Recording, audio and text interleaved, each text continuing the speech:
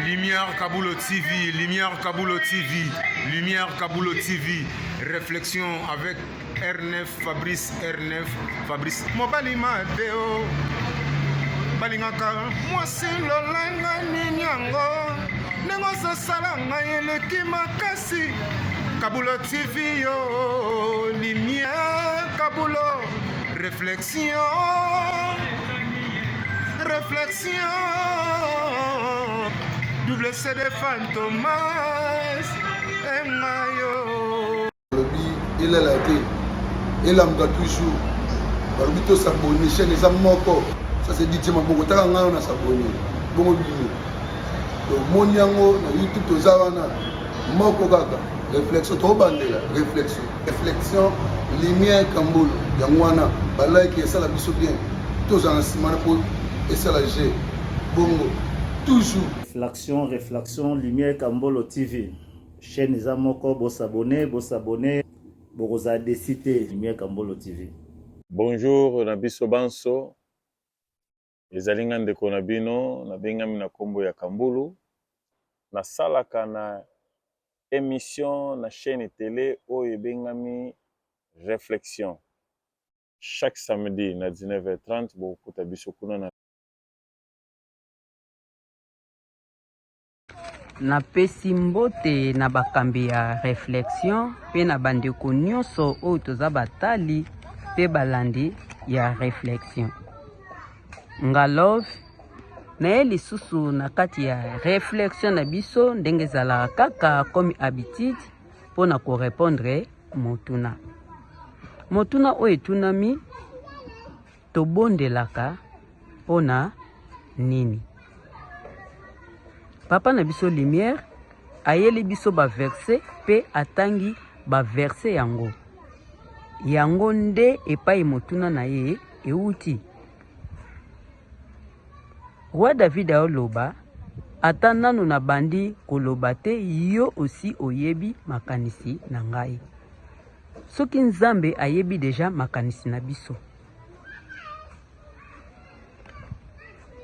tango tozali kobondela nanu tosilisi te kobondela ye deja akokisi oyo eza baposa na biso. Siko tobondelaka mpo na nini? Mais kaka na kati ya Bible na Matthieu chapitre 6 verset 9 elakisa biso ndenge nini tokoki kobondela. Donc nga nakoki koloba ke mingi tokoloba ke tobondelaka mpo na Nzambe abatela biso liboso na likama moko ekoka koya, Nzambe aprotéger biso liboso bangunia na biso mpo basala biso mabe te, o moyini azobongisa etingiri biso te. Tobondelaka mpo na bana na biso, mpo na mibali na biso, mpo na basi na biso. Tobondelaka mpo na baboti na biso, mpo na bandeko na biso. Tobondelaka mpo na bato ya maladi babikisama na maladi. Tobondelaka mpo na bandeko oyo baza na baboloko oyo baza ba innocent babima na baboloko wana Nzambe asala bango ngolu. Donc tobondelaka mpe bamisusu oyo nde tomona libala ezoya te. Nzambe nalingi na bala pesanga libala. Toza na bapriere tosalaka. Mosusu mpe oyo azobota te akokende bondela Nzambe apesa ye mwana.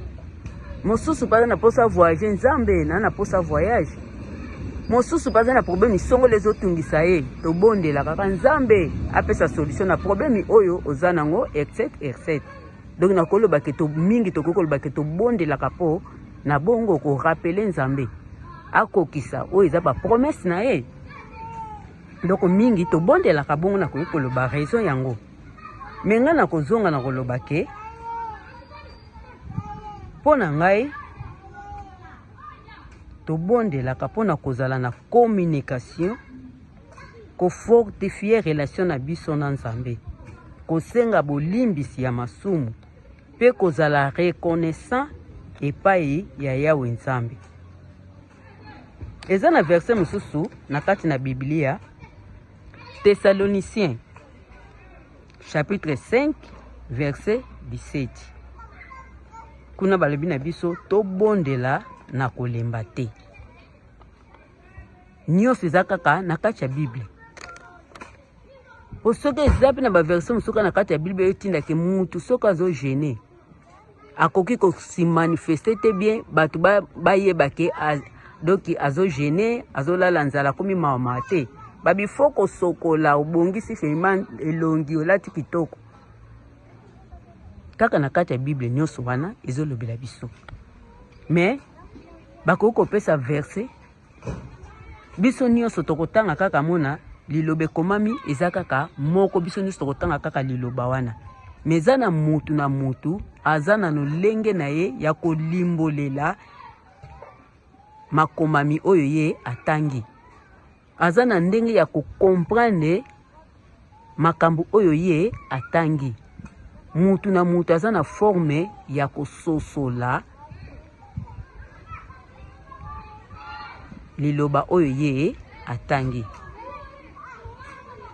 ou bien lolenge nini ye azweli yango aza na explication oyo ye akoki kopesa na lolenge ya comprendre makomami wana donc na ngai ti babake tobondela na kolemba te soki tokei na signification nango ezolobela biso tobatela motema oyo ekangami na Nzambe na langage mosusu kotia motema na Yawe na motema na yo mobimba na langage mosusu elobela biso eza te kofuka matango nyonso me kotia confiance pe kozongisa matondi epai na Nzambe donc il faut tokumisa Nzambe il faut toyembela ye tobinela ye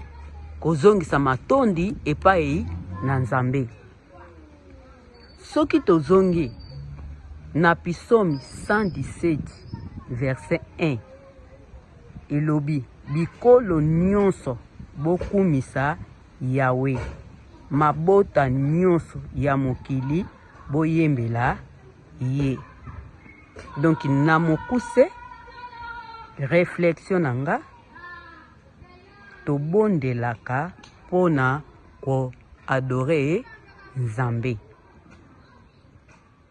tobondelaka pona ko adorer Nzambe yango nde eza réflexion na ngai pe tokutani mbala sima.